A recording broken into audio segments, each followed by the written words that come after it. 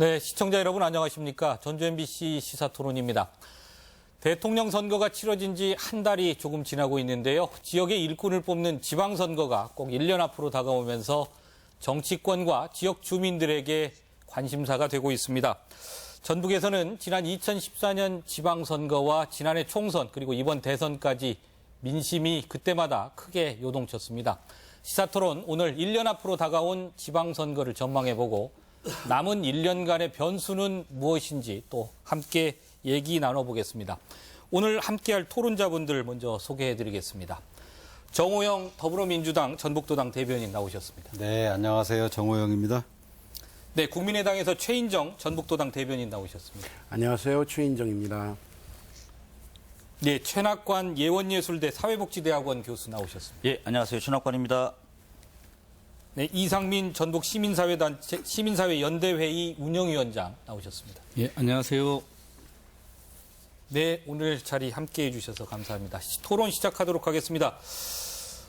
정호영 의원, 최인정 의원 양 당을 대변해서 지역의 대변인들이 두 분이 나오셨는데요. 두 분께 먼저 좀 여쭤보겠습니다. 지방선거 내년 6월 13일이죠? 네, 꼭 맞습니다. 거의 1년 남았는데요. 1년 남은 지방선거 어떻게 전망하시는지 먼저 간략하게 두 분 말씀 듣고 좀 본격 토론 이어가도록 하겠습니다. 어떻게 보십니까? 네, 말씀하신 대로 내년 선거는 지난 2014년 선거에 비해서 정당이 많아집니다. 그래서 정당이 많아지는 만큼 후보도 많아질 것이고 거기에 따른 도민의 선택은 폭은 넓어지지만 상대적으로 무소속 후보들은 약세를 좀 못하지 않을까 이런 생각이 되고요. 또 더군다나 이제 좀 비중이 큰 더불어민주당과 국민의당에서는 치열한 공천 싸움과 또 본선에서 대결이 굉장히 치열할 걸로 이렇게 전망을 하고 있습니다. 네, 최인정 의원님도 좀 말씀 부탁드립니다. 이게 딱 1년 남았는데요. 예. 지난 총선 때 10개의 의석 중 국회의원 7분을 우리 전북 도민들께서 만들어주셨어요. 하지만 이제 지방선거는 민주당 의원들이 지금 많은 숫자거든요. 그래서 이 국가와 지방의 연계성을 어떻게 지을까 고심을 많이 하고 있고 국민의당이 대선에서 승리했더라면 이제 더 좋은 결실을 냈겠지만 지역 정서를 알고 있는 민주당에게 계속 요구하는 정치를 해 나갈 것이고요. 그러한 지방 정치의 선거에 있어서 사실 많이 불리한 게 사실입니다. 하지만은 더 열심히 뛰면 그 지방의회의 선택이 있어가지고 일꾼들을 전북 도민께서 이번에도 선택해 주실 거라고 믿고 서로 고무적으로 열심히 하고 있는 분위기입니다. 예, 최 교수님 말씀도 좀 듣겠습니다. 예, 뭐 다당제 이제 구조로 이제 선거가 치러지게 될 전망 아니겠습니까? 뭐 간략하게 몇 가지 그 입장들을 좀 이야기를 하면은 뭐 정당의 입장에서는 저는 좀 이 사자성어를 쓰자면은 이 권토중례를 꾀하는 뭐 그런 와신상담 정도 이야기를 좀 해볼 수가 있을 것 같아요. 예. 총선 대선을 거치면서 패권을 좀 주고받았기 때문에 이번에 이제 결승전이다라고 하는 그런 입장에서 좀 그렇게 말씀드릴 수 있을 것 같고요. 입지자들이 굉장히 많아지게 됩니다. 또 더더군다나 3선 제한에 걸려서 또 뭐 현재 나갈 수 없는 분들이 있는 곳에서는 또 굉장히 더 치열하겠죠. 예. 그런 의미로 본다고 한다면 이제 그 무주공산의 또 용호상박이다 뭐 이런 정도 말씀드릴 수 있을 것 같고요. 더 중요한 것은 유권자의 입장이겠죠. 예, 유권자의 입장에서 제가 보기에는 글쎄요. 오는 이제 1년 후에 오는 지선에서 아마 저는 이 실리추구적인 이해타산 바로 이제 이 부분에 초점을 맞춰서 선거 투표를 하지 않을까. 이렇게 되고 본다고 한다면 지난 대선에서 이 전북을 위해서 약속했던 공약들이 과연 어떻게 실행이 되는 것인지 아마 도마 위에 올려놓고 그 결과를 보고 우리 도를 위해서 아마 선거 투표를 하게 될 것이다. 이렇게 보게 됩니다. 예, 양 당의 입장 그리고 유권자의 입장에서 정리해 주신 것 같습니다. 이상민 위원장님 어떻게 보십니까? 예, 지방선거는 사실 이제 양당 구조라고 하는 부분을 가지고는 이번에 이제 처음 선거를 예. 하는 거라서 이제 그 어느 때보다 어쨌든 이제 경쟁이 좀 치열할 거라는 생각이 드는데요. 이제 현재 상황이 앞으로도 좀 전국과 관련한 규정을 좀 많이 받고 현 정부의 지지도가 원체 이렇게 높게 가다 보니까 사실은 뭐 전반적으로 좀 민주당이 상당히 좀 유리하게 국면이 형성될 거라고 하는 그런 인식이 좀 있고요. 이제 이렇게 약간 이제 기울어진 이 운동장이 어떻게 이제 국민의당의 노력을 통해서 뭔가 이렇게 수평이 좀 맞아질 거냐, 좀 그런 차후의 어떤 노력들, 특히나 이제 국민의당이 현재 현 정부의 어쨌든 그 개혁을 완수해야 한다라고 하는 국민의 요구, 이제 이 부분을 야당의 어떤 입장과 또 대승적 측면에서 이러한 부분들을 어떻게 잘 자리를 잡아가면서 도민들의 지지를 끌어낼 거냐라고 하는 부분들이 지금 봐서는 대단히 좀 중요한 큰 변수인 것 같습니다. 그래서 이 운동장 기울기를 일정하게 맞추지 못한다고 하면 지금의 예상처럼 좀 일방적으로 흐를 그런 경향성도 많지 않겠냐 이렇게 생각을 합니다. 예, 양당 구도에 대한 부분 그리고 국민의당, 민주당에 대한 부분, 그다음에 지방선거의 관건 여기까지 좀 정리가 된 것 같습니다. 지금 현 상황 민주당의 독주다 이렇게 볼 수 있겠습니까? 어떻습니까? 정 의원님부터 좀 말씀하실 수 있을까요? 민주당이 독주라고 보십니까? 네, 우리 앵커께서 민주당이 독주라고 그렇게 말씀을 해주시니까 민주당 소속 도의원이고 또 당원의 한 사람으로서 굉장히 고무되고 좋습니다. 그러나 저희는 이번 대선 결과에 연연하지 않고 정말 낙후 전북의 이미지를 어떻게 하면 벗을 수 있을까? 또 지난 총선에서 우리 도민들께서 잘하라라고 회초리를 들어주셨고 또 많은 국회의원의 의석수를 다른 정당에 주었기 때문에 다시 한번 우리 도민들에게 낮은 자세로 정말 가려운 것을 찾아가면서 이렇게 하는 자세로 가면다고 하면은 저희가 지금 방금 말씀하신 대로 이렇게 도민의 성원은 계속 될 거라고 저는 믿습니다. 예, 최인정 의원님 좀 말씀하셔야 될 것 같은데 어떻게 보세요? 민주당 독주라고 하는 부분 인정하십니까? 뭐 지지율이 국정 지지율이 예. 이렇게 나오는 것이니까 잘하는 대통령 박수 쳐줘야죠. 예. 당연하죠, 그거는요. 그리고 우리 국민의당도 1번을 협치로 잡았으니까는요. 하지만 이런 건 있다고 생각을 해요. 이제 정책에 대한 발표나 행해졌던 것은 아무것도 없어요. 이제 인사하거든요. 인사에서 정확한 인사청문회를 통해서 제대로 된 인물들이 그 자리에 앉아서 우리 전라북도의 민심을 읽고 그 정서에 맞춰서 균형 발전을 시킬 수 있는 인물들이 그 자리에 앉히는 것을 최고의 목표로 삼고요. 또 민주당에서 정책을 펼쳐 나가는 순간부터 이제는 국민의 합의가 필요할 때예요. 앞선 정책들, 개혁적인 정책들이 약 30%라면 나머지 70%의 국민들을 안정시킬 수 있는 효과. 그래서 그것들에 협치를 하고 그리고 보완할 수 있는 역할들이 분명히 필요하다라고 생각을 하거든요. 그것을 국민의당이 해 나갈 것이고요. 그리고 이제 내년 지방선거는 그간 지방선거를 통해서 뽑혔던 지자체 단체장이나 의원들의 공약사항들이 어떻게 이루어졌는지를 철저하게 검증하고 네. 국가의 정치과 또 따로 우리 지방에서 우리들을 위해서 일할 수 있는 일꾼이 누구인가 선택하는 작업들이 가장 중요하다고 생각을 합니다. 예. 저는 어쨌든 그 민주당의 독주보다 대통령의 독주죠. 네. 이렇게 보는 게 저는 정확하다.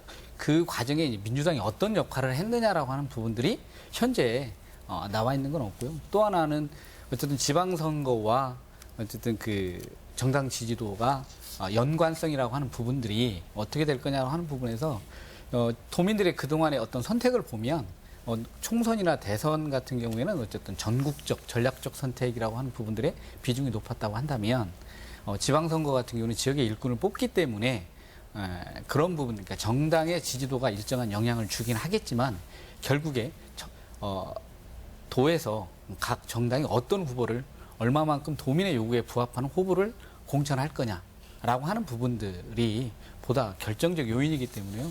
이 민주당의 현재 지지율이 지방선거와의 어떤 연관성은 상대적으로 그렇게 높게 볼 수 있는 사안은 아닌 것 같습니다. 예, 최 교수님 예. 대통령의 뭐 지지율이다, 민주당의 지지율이다 이런 얘기도 있고요. 이게 지금 내년에 1년 뒤에 연결시켜질 것인가?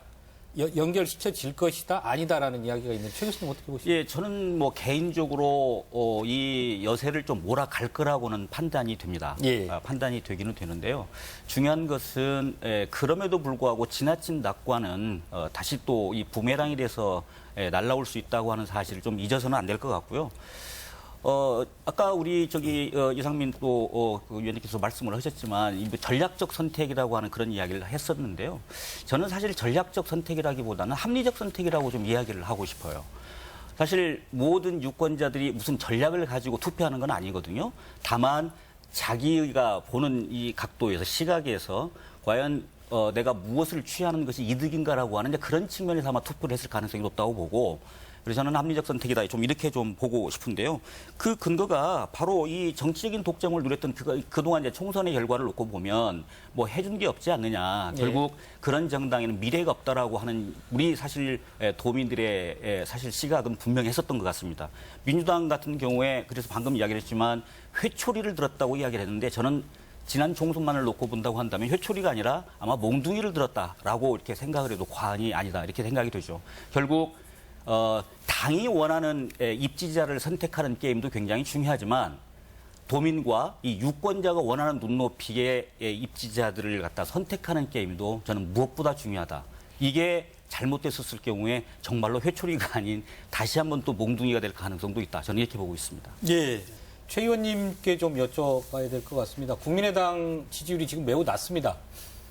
1년 앞 지방선거 얘기를 하고 있습니다만 지금 몇 가지 국민의당이 반전을 시킬 수 있는 몇 개의 전기랄까요? 그런 것들도 좀 있을 것 같은데 최 교수님 말씀이 좀 도움이 될 것 같습니다. 어떻게 보시는지요? 서두에서 제가 말씀드렸듯이 지방선거는 국가선거하고 분명히 틀리거든요. 그 개념 자체가.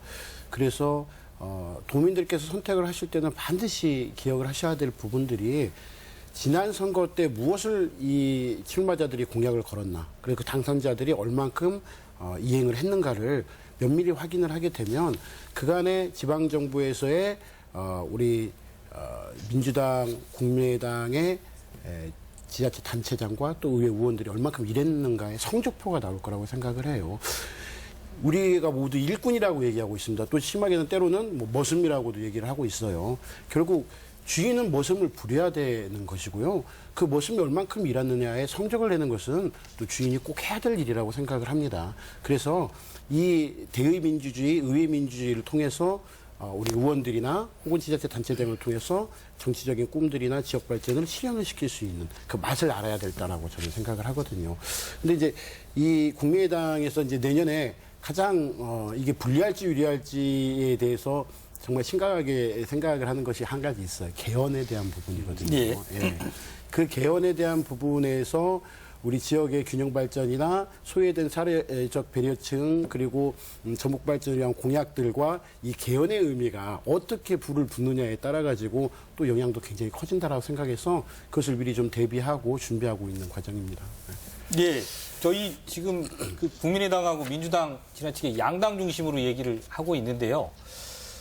민주당의 높은 지지율도 저는 그렇게 생각할 수도 있을 것 같은데 촛불 민심에서 힘입은 바도 좀 있는 것 같다. 그런 면에서 보면 내년 지방선거에서 진보 세력이나 진보 정당이 이렇게 조금 운신할 수 있는 공간은 없겠는가 이런 질문도 좀 한번 드리고 싶습니다. 이상민 위원장님 어떻게 생각하십니까?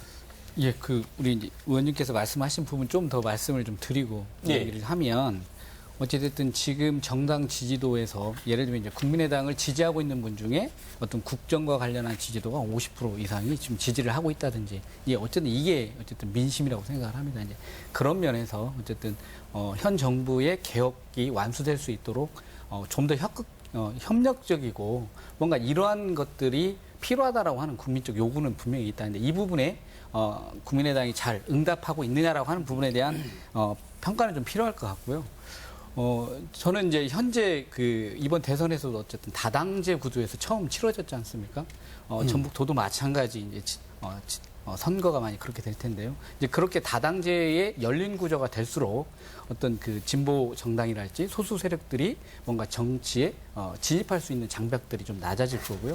그리고 이제 특히나 정책의 선명성들을 어떻게 할 거냐, 그리고 얼마만큼 후보자들이 준비된 후보자를 진보 정당이나 이런 곳에서 입 후보로 시킬 수 있느냐라고 하는 이제 이런 부분들이 좀 결합이 되면 예. 상당한 이제 폭발력을 가질 수 있을 것이다. 그러니까 여기는 좀 전제가 몇 가지 깔리는 거죠. 안정적인 다당제라고 하는 기반, 그리고 뭔가 이 정책적 선명성과 그것을 뒷받침할 수 있는 좀 준비된 인재를 진보당이나 이런 쪽에서 이 후보를 시킨다고 한다면 상당히 큰 어떤 변화의 흐름들을 만들 수 있을 거라고 이렇게 생각을 합니다. 예. 최 교수님, 예. 다당제에 기반한 정치 발전, 전적으로 동감하는 바입니다. 더더군다나 또 소수당 또 혹은 진보적인 그런 정당의 입장에서 이제 봤었을 때 사실 그런 다당제 구조 속에서 나름대로 자리매김을 할 수 있는 근거는 이제 갖게 되겠죠. 그런데 제가 보기에 지난 대선을 통해서 봤었던 그리고 확인했었던 바지만 정의당 같은 경우에 굉장히 높은 그런 인기가 있었음에도 불구하고 실제적으로 뚜껑을 열었을 때 표로 연결되는 것은 그만 못했다라고 하는 그런 생각이 네. 들거든요. 결국 다당제 중에서도 강력한 힘을 갖고 있는 양당들이 강력한 파워를 이제 누리게 될 때 그 틈내에서 오히려 그런 당위성에도 불구하고 실질적으로 이 소수당이나 이 진보당과 같은 이제 이런 소수당들이 오히려 활기를 잃게 되는 또 그런 우려도 없지 않아 있다라고 하는 것이죠. 또 선거에서도 마찬가지로 그런 의미 때문에 어쨌든 정치 신인들의 사실은 그 등용문도 상대적으로 좀 좁아질 가능성도 있다라고 하는 것이 제가 조심스럽게 생각하는 부분입니다. 어쨌든 촛불 민심이라고 하는 것은 대한민국의 이 정치 판도를 갖다가 심하게 흔들었고 결국 정권 교체를 이뤄내는 기폭제의 역할을 했었던 것은 사실이고 그 중심에 또 진보적인 세력 그리고 또 시민 그리고 또 정당들도 함께 했었다는 것은 사실입니다. 다만 한 가지 그런 대역사적인 변혁들이 일어나는 과정 속에서 그리고 우리가 맛봤던 이 달콤함이 사실 누구나 다 나 때문에 그것이 가능했었다라고 이야기하는 그런 부분들은 조금 자제를 해야 될 필요가 있겠다는 거예요. 그것을 많이 이용하는 것들이 어쩌면 제가 보기에 정치인이고 그리고 정당들이 아닐까라고 하는 그런 생각들을 해보게 됩니다. 예, 그런 점은 좀 우려를 해야 될 것 같아요. 예. 그 부분 좀만 말씀을 드리면 어쨌든 이게 단체장 선거에는 이제 진보 세력들이 아직도 이제 기반이 취약하다 보니까 예. 좀 어려움이 있을 텐데요. 그리고 또 개헌 논의와 함께 좀 중요하게 논의되는 게 이제 선거구 제도와 관련해서 이 논의가 어떻게 이제 제도가 변화되느냐에 따라서 어떤 의원, 기초 의원이랄지 광역 의원 이쪽에 있어서는 오히려 그러한 부분들이 어떤 그 진출의 폭들이 좀 더 늘어날 거라고 하는 이제 그런 부분들을 좀 봐야 될 것 같습니다. 아무래도 좀 단체장은 좀 더 정치적 기반이나 역량들이 좀 축성돼야 될 부분들이 있는 것 같고요. 예. 저도 예. 한 말씀을 더 첨언을 드리면은요. 물론 진보적인 정당의 색깔 또 공약 이런 게 가장 중요합니다. 그러나 현재 우리 대한민국에서 흘러오는 역사 속에서 가장 문제점이 무엇이었냐? 정치가 제 가치의 사회적 권위적 분배라는 어떤 철학자의 그 정치학자의 말도 있지만 여기서 권위적 분배가 무엇이죠? 공평하게 어떤 기회를 우리가 가져야 됩니다. 그분들이 주장하고 있는 것은 사회적 약자, 우리가 또 배려해야 될 시민들을 공평하게 더 많은 기회를 주고 그분들의 삶을 좀 윤택하게 하자. 그런데 현재까지의 보수 정권에서는 그런 것을 좀 외면하는 그런 그 역사가 흘러왔기 때문에 이제 새로운 대통령이 기회를 균등하게 주고 또 많이 그 시민 참여나 또 정당 참여의 정책에서 그 폭을 넓혀 놓는다고 하면은 그분들이 얼마든지 제도권에 와서 자기 목소리를 낼 수가 있고 정책이 될 수가 있다고 생각합니다. 역사를 흘러서 볼 때는 진보의 가치가 그 당시에는 아니지만 과거에서부터 현대까지 오면서 쭉 진보적으로 발전을 해왔기 때문에 지금 그분들이 가진 철학이나 정치적 가치는 앞으로도 더 우리 사회의 목소리를 크게 낼 것이고 지금 현재 대통령이 이런 식으로 좀 소탈하게 국민들에게 넓은 기회를 가질 수 있는 마인드를 계속 가지고 간다고 하면은 저도 그분들도 굉장히 다음에는 역량을 가진 분들이 많이 나타나고 또 의미 있는 투표를 할 것으로 이렇게 예상을 하고 있습니다. 예, 잘 들었습니다. 지금까지 내년 지방선거 구도에 대한 일반론이었다면요. 지금부터는 좀 강론격입니다. 미리 보는 지방선거랄까요? 몇 개 자치단체 대결 구도 조금 살펴보도록 하겠습니다. 도지사 선거, 전주시장 선거 모두 다 할 수는 없고요. 몇 개 좀 살펴보도록 하겠습니다. 먼저 도지사 선거에 대해서 어떤 대결 구도가 펼쳐지는지 또 어떻게 전망되는지부터 조금 논의를 해보도록 하겠습니다. 이상민 위원장님. 네. 조금 일반 주민들이 보기에는 조금 빠른 감은 없진 않습니다만 실제로 정치 입지자들이라든지 정치권에서는 상당히 지금 분위기가 달아오르고 있는 상황인데요. 도지사 선거 어떤 관건이 어떤 것들이 있을지 좀 짚어주시겠습니까? 예, 아무래도 뭐 가장 관심이 많이 가는 선거가 도지사 선거죠. 그래서 이제 전국적 영향을 크게 받는 선거이긴 한데 예. 그동안 어쨌든 민주당에서 계속 도지사를 독점을 해왔었던 거고 그 과정도 뭐 전주시장, 도지사 뭐 이런 공식처럼 되었습니다. 근데 여기에 대한 어쨌든 그 도민들의 뭐랄까요 호응 뭐 이런 부분들이 이렇게 높지는 않은 것 같습니다. 그리고 현재 조건에서 과연 이제 현 지사가 과연 전라북도 발전에 있어 어떤 역할을 해왔느냐라고 하는 이제 그런 부분에 대한 평가가 있을 텐데 거기에 대한 평가가 저희 입장에서 놓고 보면 좋은 평가가 아니다. 예. 어쨌든 4년 동안 전라북도는 어떤 변화를 만들었냐라고 놓고 보면 가장 큰 현안이라고 할 수 있는 새만금 문제랄지 뭐 이런 중요한 현안에 있어서 전라북도 역할을 사실은 찾아볼 수 없었던 거죠. 이제 그러면서 거기에 대한 평가가 좀 전개가 된다고 한다면 현역이라고 하는 그런 프리미엄에도 불구하고 국민의당에서도 굉장히 뭔가 승부수를 띄워볼 만한 좀 그런 상황으로 좀 갈 수 있을 것 같다라고 하는 이런 생각을 좀 해봅니다. 그래서 전라북도 정치 특히나 이제 많이 이야기하는 게 어쨌든 중앙에서 예산도 안 주고 뭐 또 안 주고 하니까 잘 안 된다. 그러니까 저는 이제 이 천수답 정치 같습니다. 그러니까 비가 오지 않으면 농사를 못 짓는. 예. 그러니까 그러니까 국가에 뭔가 해주지 않으면 할 수 없다라고 하는. 그러니까 자체적으로 어떤 변화의 내용을 만들고 준비되고 변화를 시키는 그러니까 이런 부분에 대한 어떤 변화와 이런 것들을 보여줬느냐. 그러니까 저희가 지금 현재 그 단체장 중에 9분이 뭐랄까요 공직자 출신이더라고요. 예. 그래서 뭐 행정의 안정성이랄지 뭐 이런 부분에 대한 얘기를 많이 했지만 그만큼 전라북도가 변화와 혁신이라고 하는 그런 부분에 있어서는 크게 점수를 줄 수 없는 좀 이런 상황이지 않은가. 그래서 뭐 전국적 상황과 다르게 도정에 대한 평가 이런 건 상당히 냉정하게 진행될 수 있는 그런 소지가 많은 것 같습니다. 예. 최 교수님이 말씀을 해주실까요?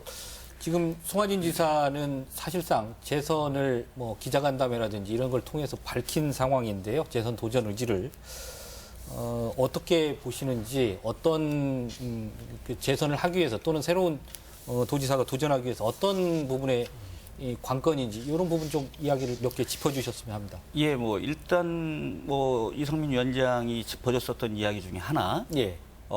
그간 업적 내지는 뭐 치적에 관한 일단 좀 냉정한 평가는 뭐 기본적으로 좀 해야지 될 것 같습니다. 예, 그 부분은 좀 맞을 것 같고요. 이제 두 번째 좀 생각을 할 부분이 실질적으로 지금 이번 새 정부가 만들어지는데 이 전라북도에서 현 도지사가 역할을 많이 했었다라고 하는 그런 내용들이 좀 있거든요. 예. 예, 그렇다고 본다고 한다면 현재 이 도지사는 이 중앙정부, 진짜 현 정부와의 그런 연결고리 속에서 나름대로 든든한 지선을 위한 지원군을 이제 얻은 것과 마찬가지다라고 좀 생각이 들어요. 자, 그런 의미 속에서 본다고 한다면 실질적으로 너무 강력한 그 현 프리미엄을 누리는 지금 도지사가 있어서 누가 선뜻 들어오기가 지금은 굉장히 어려운 시점이 아닌가 좀 일단은 그렇게 생각이 예. 돼요. 다만 거론되고 있는 사람들이 일부 언론에서도 사실 있습니다. 예. 뭐 아니라고 한다면 뭐 국민의당 쪽에서도 유성엽 의원 같은 경우는 나는 그런데 전혀 지금 생각이 없다라고 사실 이야기는 하고는 있어요. 그러나 이제 모르죠. 아직 시간이 좀 남아 있어서 결국 반전의 기회를 분명히 찾아야 될 필요가 있는 거고 전라북도의 수장을 계속 민주당에게만 줘야 될 것인가라고 하는 국민의당 내부에서 반성도 저는 분명히 있을 거라고 생각이 됩니다. 그렇게 된다고 한다면 이 내용은 사실 굉장히 다르게 지금 전개될 양상도 있다. 이렇게 보여지게 되죠. 무게감 있는 사람들을 어떤 식으로든 전략적으로 배치할 가능성도 배제할 수 없다. 저는 이렇게 생각이 되고 있습니다. 예, 최인정 의원님 어떻습니까? 도당 차원의 대항마가 좀 뭐 떠오르고 있습니까? 어떻습니까? 사실 굉장히 비중이 있고 중량감 있는 인물들이 있죠. 국민당에서도 인재 확보를 많이 하고 있었는데요. 이제 1년이나 이제 남아 있고 예. 현재 국민의당이 갈 길이 굉장히 바빠요. 지역의 정서들을 이해하고 또 나름대로의 도당 자체에서 세운 공약들도 이루어야 하고요. 근데 그런 중량감 있는 인물들께서 대부분 물어보면 일하기 바쁘다라고 얘기를 해요. 예. 그래서 일단 지방선거는 우리 이제 전당대회가 곧 있을 거거든요. 그 전당대회를 통해서 각 지역 위원장들이 뽑히고 그리고 도당에서 이제 힘이 모아지면은 자천타천해서 활동을 시작할 계획으로 알고 있습니다. 네, 최인정 의원님, 그 국민의당에서는 전주시장 선거에 좀 집중한다 이런 이야기도 있던데 어떻습니까? 실제 그렇습니까? 아니, 요사이 이제 그런 이야기가 언론을 통해서 또 예. 지역 민심을 통해서 나오고 있는데요. 이제 거론되는 인물을 제가 실명을 거론하지는 않겠지만은 예. 정말 능력 있으신 분이 정치도 해보셨고 또 카이스트에서 교수도 하고 계시고 하는데 결국은 내가 하고 싶어서 가는 정치도 있지만은 주위에서 인재이고 그렇기 때문에 그 지역의 발전을 위해서 봉사해라, 좀 와서 일을 좀 해라라고 하는 지역 민심도 무시할 수가 없는 거거든요. 네. 그래서 이제 그 부분이 결정을 할 부분이다라고 생각을 하고 있고요. 인위적으로 그런 분위기를 만들거나 하지는 않습니다. 그래서 때가 되면 그런 좋은 인재들, 또 더 좋은 인재들이 또 나설 수 있는 부분이니까 그 때를 기다리고 또 준비를 해야겠다는 생각을 하고 있습니다. 예, 자치단체 보면은 조금 뜨거운 곳이요. 군산하고 김제가 현 단체장이 3년임 제한에 걸려서 내년에 출마를 안 하죠.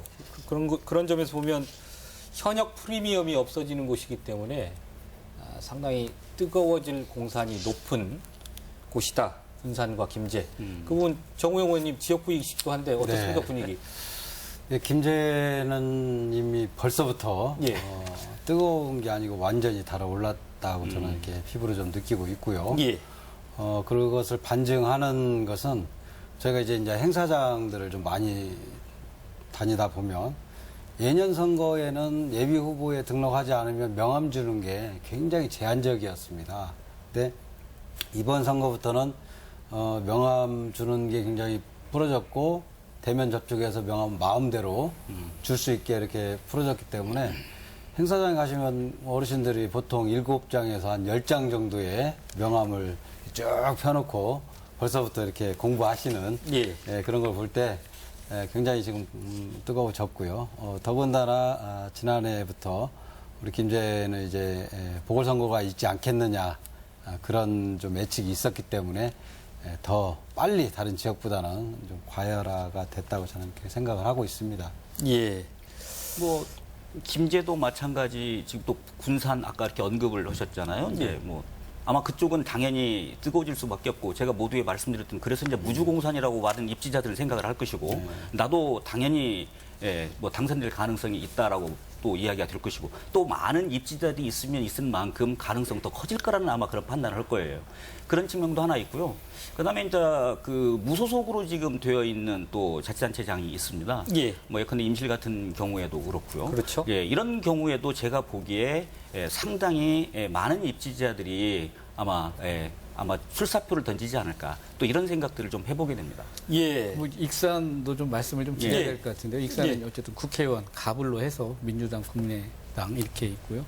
그리고 이제 유일하게 국민의당 현역 시장이 있고 아무래도 뭐 총선에서 국민의당이 많이 선전은 했지만 그래도 이 정치적 기반이라고 해야 될까요? 조직 뭐 이런 부분들은 아무래도 민주당이 좀 큰 상황인데 그러다 보니까 이제 익산도 뭔가 여기에 대해서 차천타천 하다 보니까 10분 넘는 분들이 그렇죠. 예, 이야기가 좀 오르고 있어요. 그만큼 지금 도민들이 느끼기에는 이제 지방선거가 좀 멀리 있을지 모르지만 밑에서 돌아가는 이 정치인들의 움직임들은 요즘 뭐 문자가 너무 많이 오죠. 예. 벌써부터 굉장히 내년 선거의 특징이 또 하나가 입지자 또는 출마자가 굉장히 많을 것 같은 그런 느낌이 듭니다. 그 양당 구조가 된 부분도 분명히 있고요.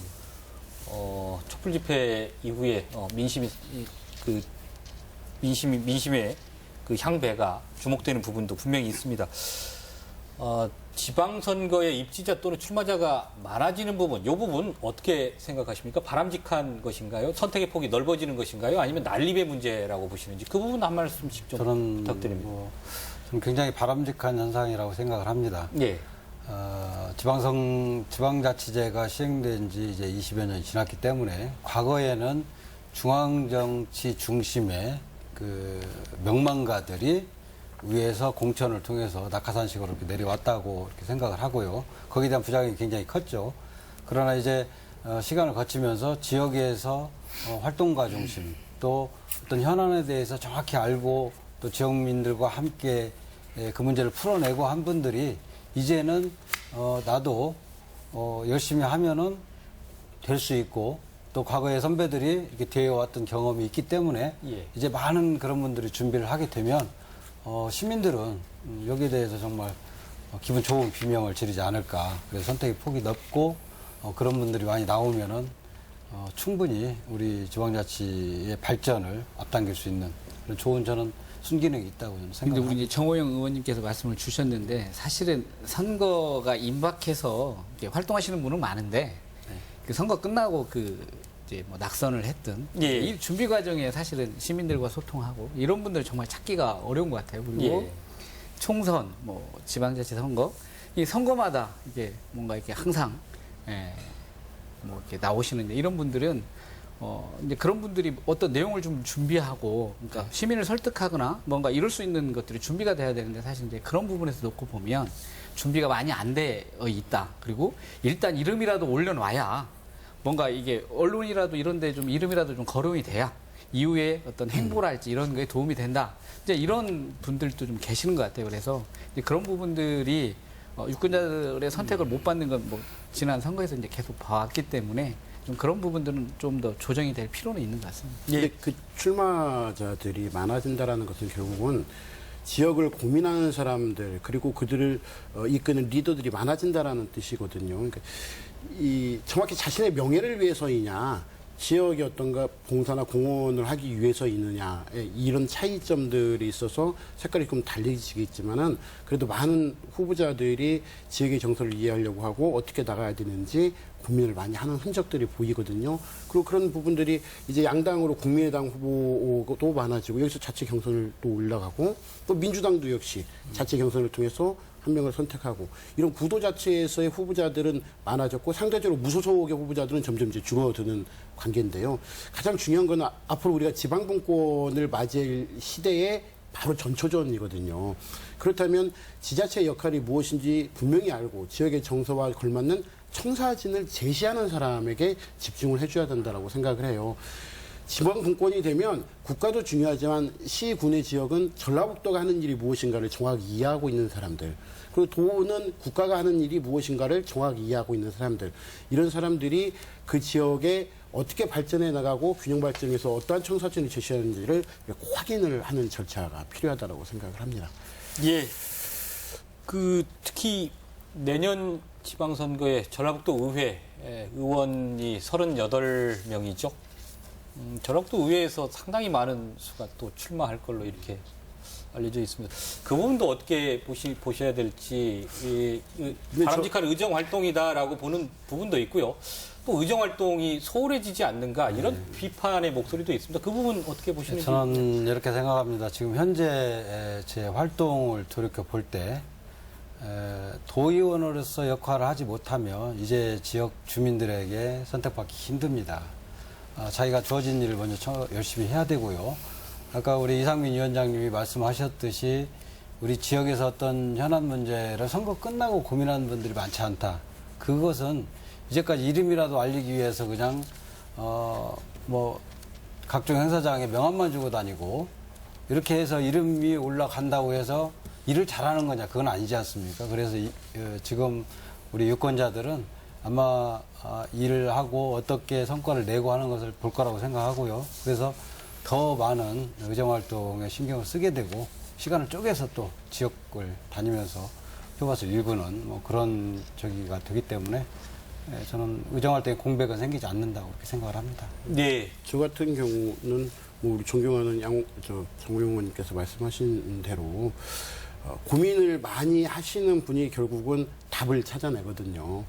그래서 지방의회 활동을 하다 보면은요, 그 시, 군, 도의 1년 살림살이를 같이 고민하고 또 그 예산이 어디가 맞고 어디가 틀린지를 서로 토론하고 또 그 예산을 우리가 편성의 권한은 없지만 올리기 위해서 지역과 많이 소통하거든요.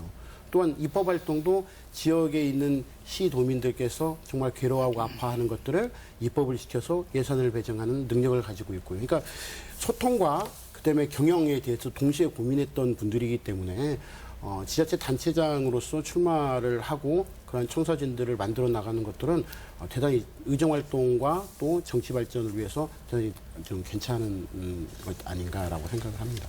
저희 거의 시간이 지났고요. 마지막으로 이제 마무리 말씀 듣는 시간으로 갖도록 하겠습니다. 오늘 토론에서 다 못다 하신 말씀이나 추가로 부족한 부분이 있으면 한 분씩 말씀을 좀 듣도록 하겠습니다. 두 분 의원님부터 좀 들을까요? 정호영 의원님부터 좀 시작을 하도록 하겠습니다. 네, 우리 도민들께서 지난 대선 때 정말 전국에서 최고의 득표율로 문재인 대통령을 선택해 주셨고 민주당을 선택해 주셨습니다. 그 내용은 우리 전북이 이제까지 왜 낙후됐는가에 대한 고민에 저는 반로했다고 생각을 합니다. 이제 큰 힘을 가지고 우리 전라북도도 대통령께서 직접 챙기시겠다는 이런 말씀을 하셨고 또 취임 후에 바로 행동으로 또 보여주고 계시기 때문에 우리 정말 사랑하는 도민들께서 그간에 더불어민주당에 가졌던 애정을 계속 가져주신다고 하면은 저희 도백인 송하진 지사 또 더불어민주당 당원들 그리고 정부 여당이 함께 우리 전북 발전을 위해서 힘을 모을 것입니다. 그럴 수 있도록 우리 도민 여러분 꾸준한 관심과 성원 부탁드리겠습니다. 감사합니다. 예. 최인정 의원님. 서울, 경기, 인천의 우리 시민을 합치면은요 2,500만입니다. 경상권의 울산과 부산을 합치면 이것도 역시 800만입니다. 제가 드리는 말씀은 국가가 지역의 균형 발전에 대해서 전혀 신경 쓰지 않고 이동안 한 세기 동안 국정을 운영을 했어요.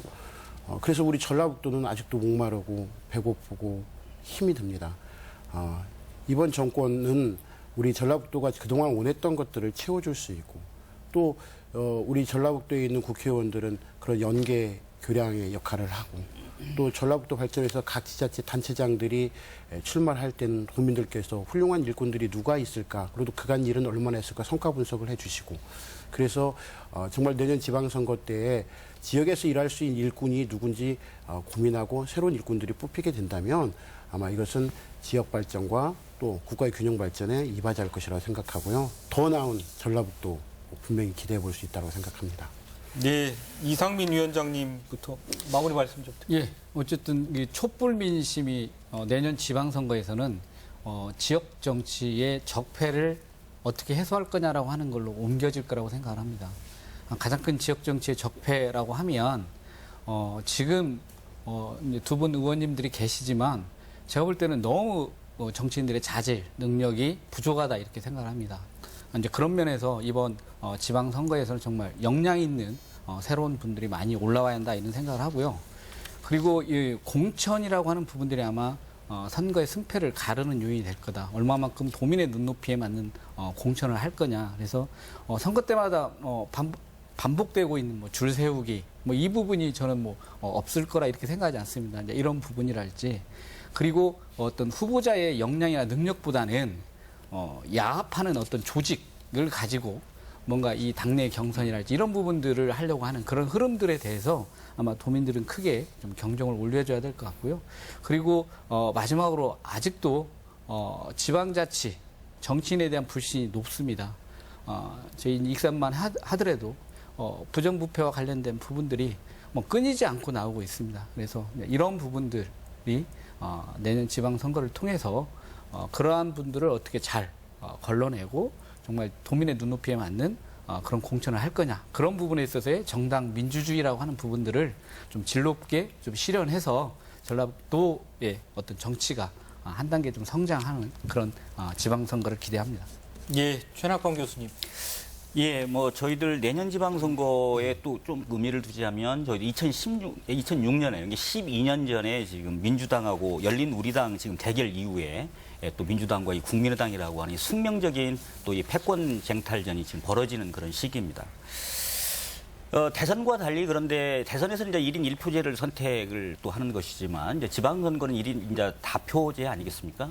여기에 뭐 단체장 또 의원뿐만 아니고 교육감까지 이제 또 뽑게 되는 굉장히 지금 복잡한 구도가 지금 되어 있어서 제가 보기에 유권자들의 입장에서는 그 후보가 혹은 입지자들이 누구인지조차도 잘 알지 못하는 또 그래서 그런 와중에 또 투표를 하게 되는 경향이 있을 것 같다는 생각도 좀 듭니다. 그래서 좀 미리미리 그런 일들을 조금씩 줄여나갈 수 있도록 하는 그런 정치권의 노력도 좀 필요하다고 일단 좀 생각이 되고요. 또 하나 좀 정치권에 좀 부탁드리고 싶은 것은 지금까지도 1년이 남았지만 아직 뭐 내가 뭐 나가겠다 안 나가겠다 이것을 정확하게 밝힌 사람들도 있지만 그렇지 않은 사람이 굉장히 많은데요. 아마도 인접하게 되게 될 때 실질적으로 이제 이 지역적인 특성이나 개인의 여러 가지 상황들을 고려해 가지고 어쩌면 뭐 당적을 이제 갈아탄다거나 혹은 뭐 이제 이익집 또 그 이합 집산을 해가지고 각자 도생을 하겠다고 하는 이런 사람도 굉장히 좀 많아지게 될 것 같거든요. 어쨌든 이런 상황 속에서 굉장히 큰 어쨌든 뭐 혈투가 좀 벌어지게 될 것 같고 과열이나 혼탁 선거도 또한 더 우리가 좀 우려를 좀 해볼 필요가 있을 것 같습니다. 이런 부분에 대해서도 스스로 좀 정치권에서 좀 자정작용 혹은 이 자정의 노력들을 좀 해서 정말로 좋은 일꾼을 뽑을 수 있는 그런 선거가 됐으면 좋겠다 이런 생각을 좀 해봤습니다. 네, 시청자 여러분 어떻게 보셨습니까?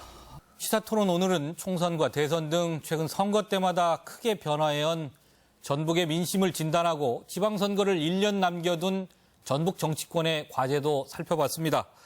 3년 전 지방선거에서 여러분의 선택 지금 어떻게 생각하고 계십니까? 남은 1년이라는 시간이 아직 길게 느껴지기도 하겠지만 지역의 앞날을 계획하고 비전을 제시하는 단체장을 선택하는 일은 나라의 대통령 선택하는 일 못지않게 중요하다 하겠습니다. 모쪼록 지역 정치권에도 관심 가져주시길 바랍니다. 오늘 토론 여기서 마치겠습니다. 시청자 여러분, 토론자 여러분, 고맙습니다. 수고하셨습니다.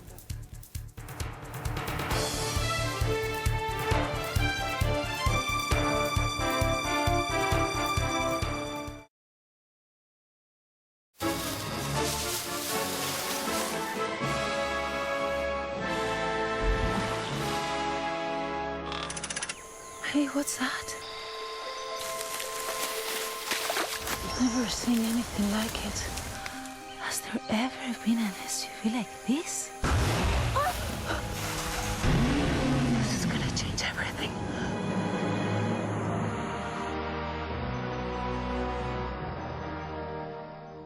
강소라 씨, 다리가 점점 더 예뻐지네요. 만났거든요. 센시아. 다리가 가볍고 편안하니까 달라 보이죠. 정맥순환 관리한 만큼 좋아져요. 붓고 무거운 다리엔 남녀 모두 센시아. 다리 자신감? 센시아 자신감. 알게 되었다.